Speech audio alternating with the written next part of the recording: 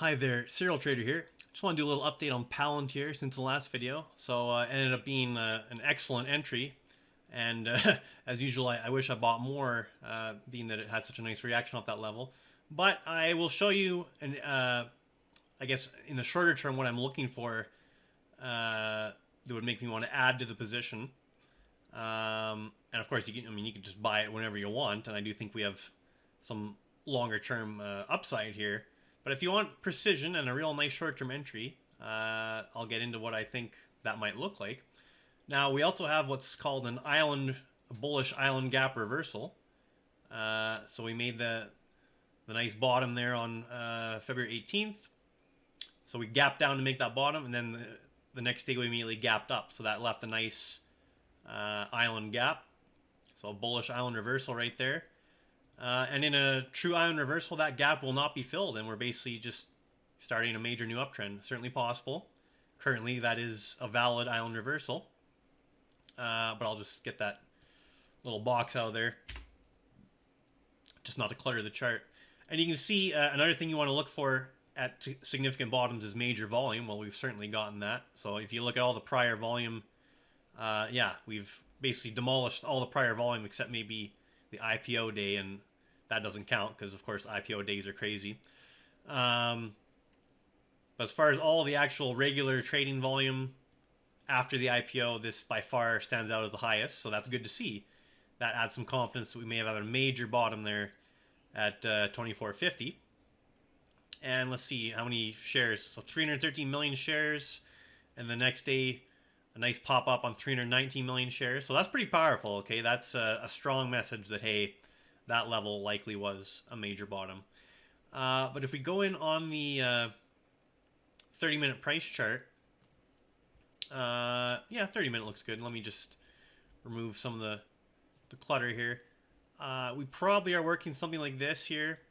So initial one up, wave two down. Maybe that's our wave three. Maybe that's our wave four, and we're working wave five up for initial impulse off the bottom, right? Or it's possible that wave four is still in development, and we're going to have something more like this.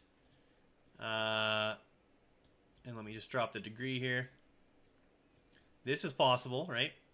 We still need more development in wave four before we get the wave five up. Now, if we do get this A, B, C down, so if we make some lows below the A wave low here, as it's labeled, which was 27.86. So if we get down here, that would probably be maybe in the 27s somewhere. That would probably be a good entry here, if it happens. But if it doesn't happen, if we already have wave 4 in place, I wouldn't chase it here myself. I mean, I'm already in, obviously, from around 25.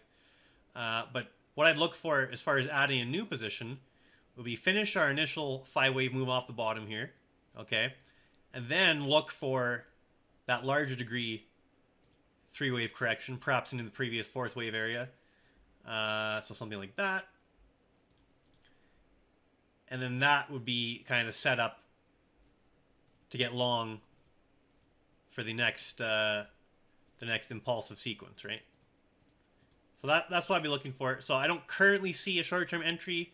I certainly, I've highlighted some pattern development that would be a attractive short-term entry, but it's just not there yet. So if you're not already in here from these lower levels, I would wait for a more clear setup. I know myself, I want to have more of these shares than I currently do, but I'm not just gonna, sloppily buy them just because I think this overall opportunity looks good on the larger time frame, and it certainly does.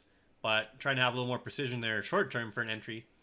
So that's basically what I'm looking at here. Now let me just get rid of some of this short term stuff. Go back to what I think is still the larger, more important opportunity. Now, another thing to point out I didn't mention in the last video, although it was certainly there in the last video to be mentioned, is so the guideline for the depth of corrective waves. So after you have an initial 5-wave sequence up, the guideline for the depth of the corrective wave would be the previous 4th wave of 1 lesser degree, and the termination point of this triangle, which is the previous 4th wave of 1 lesser degree, was 24.37. We bottomed out at 24.31. So basically a near perfect touch of that previous 4th wave termination point, and then a nice reversal off of there. So that just adds again, adds to the confidence that we had an initial impulse wave up. This is our 3-wave corrective move down, and we're starting the next impulsive wave up. Also, since we do actually appear to have a completed zigzag in place, we can do some targeting just based on some extension targets, fib extensions of the zigzag. And what would that get us to? So I guess first target would be 52.83, the 1.382 extension. Second target would be 2, which would be 65.50. So those are some nice upside targets from our current levels, still below 30. So I just thought I'd throw that out there for anyone that wants some larger time frame targets to work with here. And again, as we get some more development to the upside and more subwaves, we can start refining some other targets, but just not there yet. So yeah, that's all I really want to mention on Palantir. Chart still looks great. Very nice.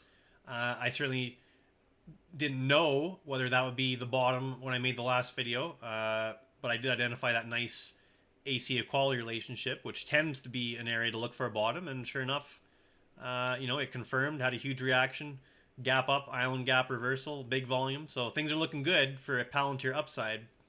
But again, on that shorter term time frame, I think there's some precision to be had for perhaps a better, a more high confidence entry if you're not already in, or if you're looking to add like I am. Okay, Serial Trader signing off.